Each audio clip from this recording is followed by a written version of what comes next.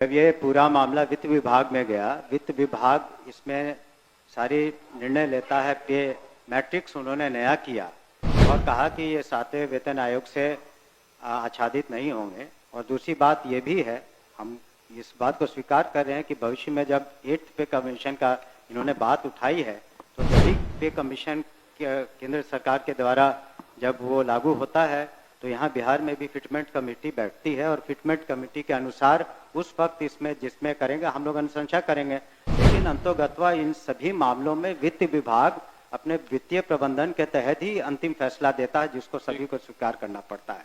धन्यवाद। सरकार ने ही घोषणा किया कि सक्षमता परीक्षा पास जो कर जाएंगे शिक्षक वो राज्यकर्मी होंगे। तो जब राज्यकर्मी होंगे तब फिर क्या औचित्य है कि आप उसको 7वें वेतन के लाभ से अलग रखेंगे?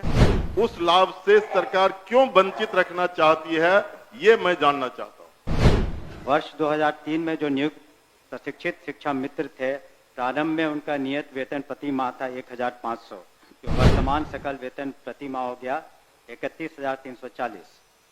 वर्ष 2006 में नियुक्त पंचायत प्रखंडी हमने ये भी कहा कि भविष्य में जब 8th पे कमीशन लागू होगा तो उसमें फिटमेंट कमेटी बैठती है और फिटमेंट कमेटी जिस श्रेणी में ये फिट करेंगे उसमें उनको आच्छादित करेंगे।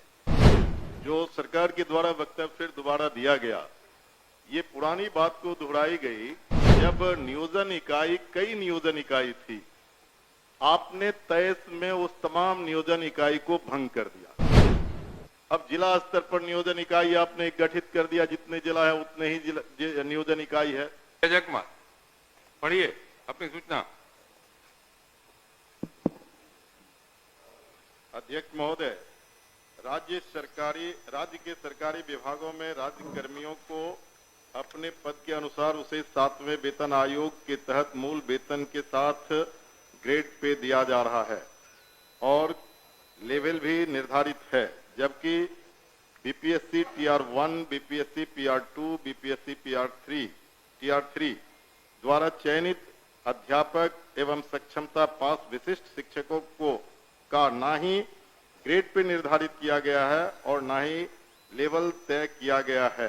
सिर्फ नियोजन के तहत वर्ग 1 से 5 के अध्यापकों को एवं विशिष्ट शिक्षकों को 25,000, वर्ग 6 से 8 के अध्यापक को 28,000, वर्ग 9 से 10 के अध्यापक एवं विशिष्ट शिक्षकों को 31,000, वर्ग 11 से 12 के अध्यापक एवं विशिष्ट शिक्षकों को 32,000 रुपया मूल वेतन दिया जा रहा है, जो 7वें वेतन आयोग से बिल्कुल अलग है, जिसके कारण भविष्य में अध्यापक एवं विशिष्ट अध्यापकों को 8वें वेतन आयोग के लाभ से वंचित रहना पड़ सकता है, जबकि उक्त शिक्षकों को भी राज्यकर्मी का दर्जा प्राप्त है। अतः उक्त शिक्षकों के हित में पद के अनुसार शिक्षकों को ग्रेड पे तथा लेवल निर्धारित करने हेतु हम सदन के माध्यम से सरकार का ध्यान आकृष्ट कराते हैं। माननीय मंत्री शिक्षा विभाग।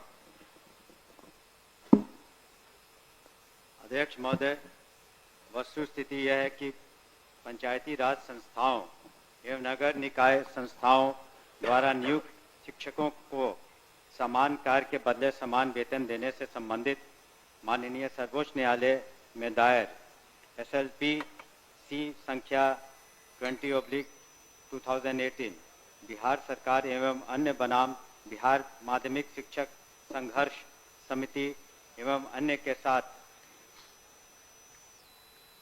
दिनांक 10/5/2019 को पारित आदेश, जिसमें माननीय उच्च न्यायालय के द्वारा समान कार्य के बदले समान वेतन देने हेतु पारित आदेश को निरस्त कर दिया गया है। राज्य सरकार पंचायती राज संस्थाओं एवं नगर निकाय संस्थाओं द्वारा नियुक्त शिक्षकों को बेहतर वेतन एवं सेवा शर्त हेतुकृत संकल्पित रही है। राज्य सरकार ने सहानुभूतिपूर्वक इन शिक्षकों को 1/9/2020 से EPF योजना, जिसमें राज्य सरकार के द्वारा लगभग 5% अंशदान दिया गया है, से आच्छादित करते हुए दिनांक 1/4/2021 से 15% का वेतन वृद्धि किया गया। पुनः राज्य सरकार द्वारा स्थानीय निकाय शिक्षकों को बेहतर सेवा शर्त एवं वेतन प्राप्त हो के परिप्रेक्ष्य में बिहार विद्यालय विशिष्ट शिक्षा नियमावली 2023 अधिसूचित किया गया। नए शिक्षकों की नियुक्ति हेतु बिहार राज्य विद्यालय अध्यापक नियुक्ति स्थानांतरण अनुशासनिक कार्रवाई एवं सेवा शर्त नियमावली 2023 अधिसूचित किया गया। सरकार द्वारा इन दोनों नियमावली से नया पद सृजित किया गया। यह पद 7वें वेतन आयोग लागू होने के बाद सृजित किए गए हैं, इसलिए यह पद 7वें वेतन आयोग द्वारा निर्धारित पदों में सम्मिलित नहीं है। सरकार द्वारा सरकार के अन्य बहुत सारे पद सृजित किए जाते हैं जो 7वें वेतन आयोग में सम्मिलित नहीं होते हैं। इन दोनों नियमावली के तहत वर्ग 1 से 5 के शिक्षकों को 25,000, वर्ग 6 से 8 के शिक्षकों को 28,000, वर्ग 9 से 10 के शिक्षकों को 31,000 एवं वर्ग 11 से 12 के शिक्षकों को 25,000 प्रारंभिक वेतन निर्धारित करते हुए पे मैट्रिक्स का निर्धारण किया गया। उक्त नियमावली के तहत शिक्षकों को बेहतर प्रोन्नति का लाभ दिया गया। अगले संभावित जो वेतन आयोग 8वां वेतन आयोग में यह शिक्षा विभाग द्वारा इन विद्यालय अध्यापकों एवं विशिष्ट शिक्षकों के वेतन मान को उचित स्तर पर निर्धारित करने हेतु वित्त विभाग को अनुशंसित किया जाएगा। महोदय,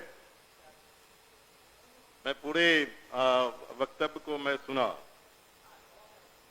सरकार बीपीएससी का एग्जामिनेशन लेकर के सरकार ने घोषणा किया कि वो राज्यकर्मी होंगे।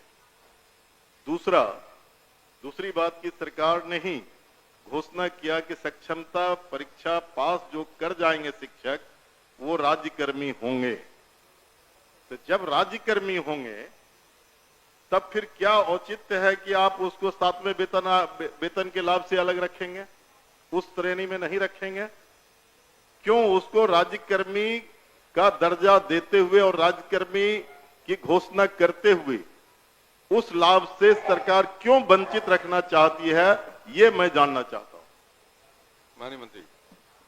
अध्यक्ष महोदय, इसमें जो विचार विमर्श किया गया वित्त विभाग से, ऐसी बात नहीं है कि सहानुभूति तो पूरी रखी गई। एक और आंकड़ा मैं पढ़ना चाहूंगा सदन के सामने। वर्ष 2003 में जो नियुक्त प्रशिक्षित शिक्षा मित्र थे, प्रारंभ में उनका नियत वेतन प्रति माह था 1,500, जो वर्तमान सकल वेतन प्रति माह हो गया 31,340। वर्ष 2006 में नियुक्त पंचायत प्रखंड नगर शिक्षक थे 5,000, उनका वर्तमान सकल वेतन प्रति माह हो गया 29,410। वर्ष 2010 में नियुक्त पंचायत प्रखंड नगर शिक्षक 7,000 था वेतनमान, तो उनका हो गया आज के दिन में 29,410। वर्ष 2013 में नियुक्त पंचायत प्रखंड नगर शिक्षक 10,000 थे, उनका आज के दिन में 29,410 सकल वेतन प्रति माह हुआ। ये वित्त विभाग की सोच थी कि इनका 7वें वेतन आयोग से आच्छादित नहीं होंगे और इनके लिए अलग से उन्होंने एक पे मैट्रिक्स बनाई। लेकिन साथ ही हमने ये भी कहा कि भविष्य में जब 8th पे कमीशन लागू होगा तो उसमें फिटमेंट कमेटी बैठती है और फिटमेंट कमेटी जिस श्रेणी में ये फिट करेंगे उसमें उनको आच्छादित करेंगे। धन्यवाद महोदय। जो सरकार के द्वारा वक्तव्य फिर दोबारा दिया गया, ये पुरानी बात को दोहराई गई कि जब नियोजन इकाई कई नियोजन इकाई थी, आपने 23 में उस तमाम नियोजन इकाई को भंग कर दिया। अब जिला स्तर पर नियोजन इकाई आपने गठित कर दिया, जितने जिला है उतने ही नियोजन इकाई है। और आपने आपके फैसले से सरकार ने फैसला लिया कि अब तमाम जो पहली प्रक्रिया थी उसको हम समाप्त करते हैं और बीपीएससी से एग्जामिनेशन लेकर के हम शिक्षक को बहाल करेंगे और वो राज्यकर्मी होंगे।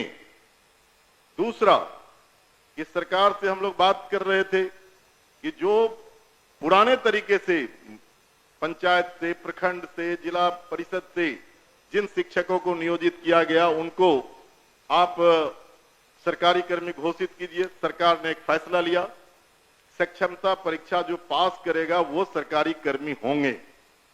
तो सवाल उठता है कि सरकारी कर्मी वो सिर्फ स्कूल में नहीं पढ़ाते हैं, उनसे आप चुनाव में बूथ पर भेजते हैं, उनसे आप जो है सो बीएलओ बनाते हैं, उनको कई तरह का सवाल करते हैं।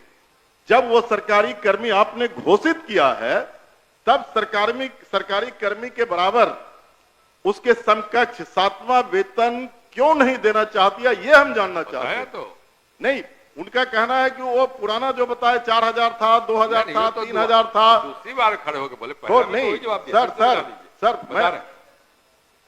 अध्यक्ष महोदय, जब ये पूरा मामला वित्त विभाग में गया, वित्त विभाग इसमें सारी निर्णय लेता है, पे मैट्रिक्स उन्होंने नया किया और कहा कि ये 7वें वेतन आयोग से आच्छादित नहीं होंगे। और दूसरी बात ये भी है, हम इस बात को स्वीकार कर रहे हैं कि भविष्य में जब 8th पे कमीशन का इन्होंने बात उठाई है, तो जब भी पे कमीशन केंद्र सरकार के द्वारा जब वो लागू होता है, तो यहाँ बिहार में भी फिटमेंट कमेटी बैठती है और फिटमेंट कमेटी के अनुसार उस वक्त इसमें जिसमें करेंगे हम लोग अनुशंसा करेंगे।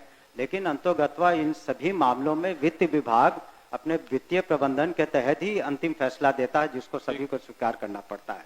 धन्यवाद। हो गया आपका। नहीं नहीं तीन सर हो गया, सर केवल सर आप और लोग नहीं, खड़े होने हैं। सर ठीक है, वो लोग पूछेंगे, लेकिन नहीं, कितने लोग मेरा पूछेंगे? मेरा आखिरी मेरा सबमिशन है सर, सप्लीमेंट्री मेरा ये है कि वित्त विभाग से सारी प्रक्रिया को पूरा करते हुए तब आपने बीपीएससी का एग्जामिनेशन लिया और तब आपने राज्यकर्मी का दर्जा दिया। तो बात साथ तो में वहीं घूम फिर के आ रहे हैं आप। साथ में पूछिए। वेतन का आप लाभ उसे क्यों नहीं देना चाहते? पूछिए। ये सरकार एक एक लास्ट करते हैं सर। नहीं, हो गया। एक ही बात तो आप बोल रहे हैं, बोलिए। अध्यक्ष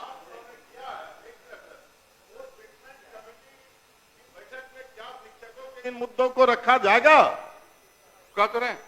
हमने तो कहा ही कि जब 8th कमीशन का जो उसमें फाइंडिंग्स आएंगी, तब बिहार में जब फिटमेंट कमेटी होगी तो अलग अलग विभाग का उसमें टेकअप किया जाता है, तो उस वक्त विचार किया जाएगा निश्चित रूप से। धन्यवाद। ओके जी। अध्यक्ष महोदय, वर्ष 2023 में नियोजित शिक्षकों को महागठबंधन की सरकार में राज्यकर्मी का दर्जा दिया गया था महोदय। और ध्यान आकर्षण भी है। जो शिक्षकों के हित में उनके पद के अनुसार ग्रेड पे और उनका लेवल जो तय करना है, वो सरकार कब तक देने का विचार रखती है? यदि राजेश जी, देने का विचार राजेश जी, रखती है तो कब तक, नहीं तो क्यों? पूछिए। एक ही बात हो रही है। आपके माध्यम से मैं शॉर्ट में 2 पूरक पूछना चाहता हूं। क्या सरकार को ग्रेड पे निर्धारण करने में आर्थिक बोझ आ रही है?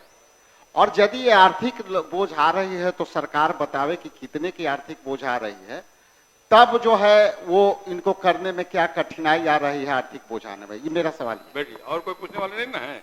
चलिए आप बताइए। महोदय, ये तो जब ऐसे मामले वित्त विभाग में जाते हैं तो नीति निर्धारण और सारी समीक्षा वित्त विभाग करती है, तो वित्त विभाग का निर्णय सभी को मान्य होता है और इस पर क्या आंतरिक जो वित्तीय बोझ रहेगा, सारी का सभी चीज़ों का कैलकुलेशन उन्होंने किया होगा, तभी इस तरह का उन्होंने इस निर्णय पर पहुंचे जिसके बारे में हमने सदन को अवगत किया है। अध्यक्ष माननीय महोदय, सर, विद्यासागर केसरी, अध्यक्ष आपकी महोदय, सूचना को पढ़े। अध्यक्ष बैठी हो गया नहीं? अरे एक 3 बार जवाब दिया, 3 बार वही सवाल खड़ा किया जो आप पढ़िए।